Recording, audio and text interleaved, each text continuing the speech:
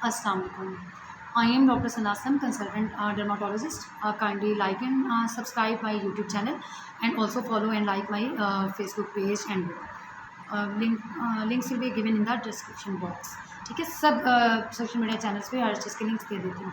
अब हम आते हैं, आज बात करेंगे फ़ीमेल में जो हेयर फॉल होता है वो किस वजह से होता है, क्यों होता है, कितने अरसे में सेटल डाउन होगा। तो पहले तो ना बहुत सारी कॉजेज़ होती हैं हेयर फॉल की, हेयर लॉस की। कुछ लोगों का बहुत ज़्यादा गिरा होता है, कुछ का थोड़ा बहुत होता है। ठीक है, इसमें जो मोस्ट कॉमन हमारे यहाँ आती हैं उसमें आपकी न्यूट्रिशनल डेफिशिएंसीज हो सकती हैं, जिसमें आयरन, फॉलिक एसिड और B12 ये हम टॉप पे रखते हैं। इसके अलावा माइक्रो न्यूट्रिएंट जिसमें जिंक वगैरह आ जाता है ना, जिंक, बायोटिन वगैरह। अगर क्रैश डाइट की है तो बायोटिन ज़्यादा डेफिशिएंट होगा, और बाकी अमूमन जिंक वगैरह, सेलेनियम चाहिए होता है वालों को। ठीक है, ये तकरीबन मल्टीविटामिन्स में होता है। अच्छा जी, उसके बाद हम आते हैं कि कोई आपको स्ट्रेस आया लाइफ में, वो ज़हनी हो या जिस्मानी हो। यानी आपका कोई एग्ज़ाम था, कोई घर में झगड़ा हो गया, कोई फ्रेंड नाराज़ होकर चली गई, कोई भी किसी किस्म का, आप कहीं जाना चाहते, कोई फंक्शन अटेंड करना चाहते, नहीं कर सके, आप जो चाहते थे वो नहीं हुआ। ठीक है, किसी भी किस्म का स्ट्रेस हो, फिज़िकल स्ट्रेस हो, आप बहुत ज़्यादा थक जाते हो, वर्कलोड ज़्यादा हो, नींद पूरी ना होती हो, परेशान हो जाते हो, मेंटल स्ट्रेस, फिज़िकल स्ट्रेस। ठीक है, तो ये दोनों चीज़ें आ गई। एंग्जाइटी वगैरह के पेशेंट्स में ये ज़्यादा होता है। उसके अलावा कोई भी बीमारी, जब आप बीमार होते हो, सिक होते हो, जैसे टाइफाइड फीवर हो गया, मलेरिया हो गया, कोविड हो गया, ठीक है, या कोई भी अल्लाह ना करे बीमारी होगी, उसके बाद तकरीबन आपको रिकवर करने में आपके बालों को और आपकी स्किन को 6 मंथ्स अबाउट चाहिए होते हैं। आप अपनी डाइट अच्छी रखेंगे, रिकवर करने के लिए बहुत टाइम चाहिए होता है। हम जल्दी में होते हैं, हमारी डिजीज़ जल्दी में नहीं होती, यानी वो वाला मसला आपका सॉल्व हो जाता है। लेकिन उसमें ये होता है कि आपके जो न्यूट्रिएंट्स वगैरह होते हैं ना, उनकी सप्लाई ना ज़्यादा आपके वाइटल ऑर्गन्स जो होते हैं, ये दिल, गुर्दे, फेफड़े, इनको जानी शुरू हो जाती है, दिमाग, स्किन और ख़ास तौर पे बालों पे बहुत जल्दी किसी भी बीमारी का, किसी भी चीज़ का इफ़ेक्ट आता है। तो आप देखेंगे कभी आप स्ट्रेस ले रहे हैं, फ़ीवर हुआ, आपके बाल झड़ना शुरू हो जाएँगे ना। ठीक है, तो ये स्ट्रेस और न्यूट्रिशनल डेफिशिएंसीज़ के बहुत तो कॉमन कॉजेज़ हैं। और फीमेल हमारी 99% मुझे लगता है कि आयरन डेफिशिएंट होती है।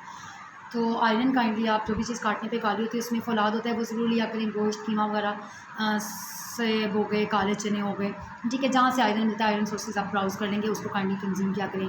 ठीक है, खजूर होगी, बहुत अच्छा सोर्स है आयरन का। अब हम आते हैं, कुछ लोग मेडिसिन इंड्यूस्ड होता है, जैसे कोई अगर एंटी डिप्रेसेंट्स ले रहे हैं, लिथियम वगैरह ले रहे हैं, उनका हेयर फॉल होता है। कुछ ड्रग्स होती हैं, टीबी की ड्रग्स वगैरह, ये फॉर एक बीमारी की वजह से, दूसरा उसकी वजह से हो रहा होता है। फिर उसके बाद हमारे पास आ जाती हैं जनाब, ये जो होती है कीमोथेरेपी, यानी जो आपने देखा होगा कीमोथेरेपी जिनको लगती है, जो कैंसर्स के पेशेंट होते हैं, उनके बाल झड़ जाते हैं। उसमें ये होता है कि बाल डेड फेज़ में चले जाते हैं, वो गिर जाते हैं, फिर उनके बाल वापस भी आ जाते हैं, वही 6 माह के बाद उगना शुरू हो जाते हैं, उनके 3 से 6 माह के बाद। तो कभी भी आपको बाल पूरे सर से करने, जिसको हम टेलोजिन एफ्लूवियम कहते हैं, आप लोग उसको बालों का कहेंगे लोग, गुच्छे की शक्ल में शॉपर में भर के पैकेट्स में डालकर बाल लाते हैं कि इतना गुच्छा होता गया, ऐसे हाथ में तस्वीरें बनाई होती हैं, गुच्छा पड़ा होता है बालों का। तो वो यही सारी चीज़ें होती हैं। ठीक है, ये तकरीबन आपको 6 मंथ्स मिनिमम लेगा, और 6 मंथ्स आपने अपनी डाइट अच्छी रखनी है, आपने स्ट्रेस फ्री लाइफस्टाइल अपनाना है, और सप्लीमेंट्स वगैरह हम देते हैं 6 माह। 6 माह के बाद देते हैं कि बॉडी रिजर्व्स जो है वो रिस्टोर हो जाएँ, बहाल हो जाए, आपके जो अंदर खजाने पड़े हुए थे, जो ख़त्म हो गए थे बीमारियों में या स्ट्रेस की वजह से। ठीक है, तो इसमें फिर आपने बिल्कुल ज़हनी परेशानी से बचना होता है, नींद पूरी रखनी होती है, डाइट अच्छी रखनी होती है, जो भी बीमारी है इसका ट्रीटमेंट करवाना होता है। इसके अंदर 2-3 टेस्ट हम ज़रूर एडवाइस करते हैं। सीबीसी ज़रूर करवा लें सब लोग, फीमेल्स खास तौर पे। और दूसरा, अगर सीबीसी में कोई इश्यू नहीं निकलता तो फिर हम TSH, थायराइड का टेस्ट करवाते हैं। थायराइड बढ़ा हुआ हो या कम हुआ हुआ हो, थायराइडिज़म या हाइपोथायराइडिज़म, दोनों में बाल आपके गिरते हैं। इस तरह क्रॉनिक डिजीज़, जो गुर्दों के मरीज़ होते हैं, जिगर के मरीज़ होते हैं, टीबी के मरीज़ हो गए, क्रॉनिक बुखार रह रहा है आपको, कोई भी पुराना मसला आ गया, उनकी हेयर ग्रोथ उस नॉर्मल लोगों की तरह नहीं होती, हेयर फॉल उनका ज़्यादा होता है due to disease and due to the nutrient and the iron deficiency. ठीक है, तो कुछ फीमेल्स में होता है कि हार्मोनल इम्बैलेंस हो रहा होता है, उससे भी बाल गिर रहे होते हैं।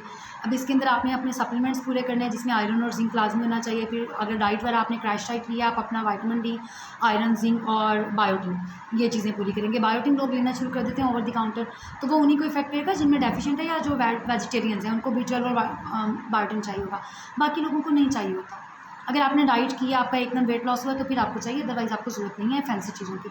आप सिंपल आयरन, जिंक ले लें, दैट विल बी इनफ। ठीक है, और फिर इसमें हम हेयर स्प्रे वगैरह देते हैं।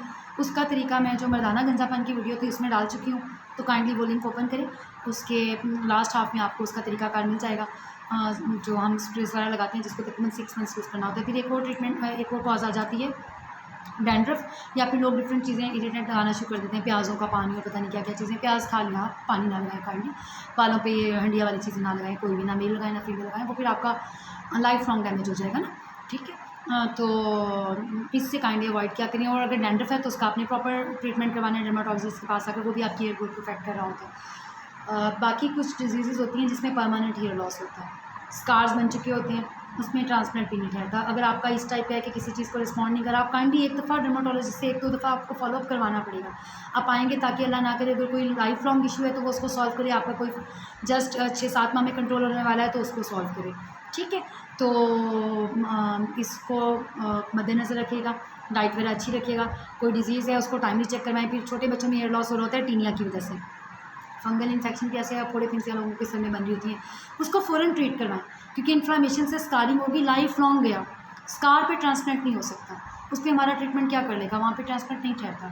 तो या बर्न के पेशेंट में जिस होता है उसमें ट्रांसप्लांट नहीं ठहरता। तो काइंडली टाइमली ट्रीटमेंट करवाएं, डिजीज़ टाइमली ट्रीटमेंट करवाएं, ठीक है। बाकी लैब ज़रा आप करवाएं, आप डॉक्टर के पास आ जाएं, डर्माटोलॉजिस्ट के पास, आपको गाइड कर देगा। दाने वाने बनने हैं, घर नहीं बैठना, पहले 2-3 दिन के अंदर ही लाजमी आ जाएगी, क्योंकि देर हो जाती है, लेट हो जाता है, फिर लोग अनरियलिस्टिक एक्सपेक्टेशंस रखते हैं कि अब ठीक हो जाएगा, तो वो हमारे बस से बाहर निकल जाता है ना। हम लोग इंसान हैं, we are the human beings, हम नेचर के अगेंस्ट नहीं जा सकते।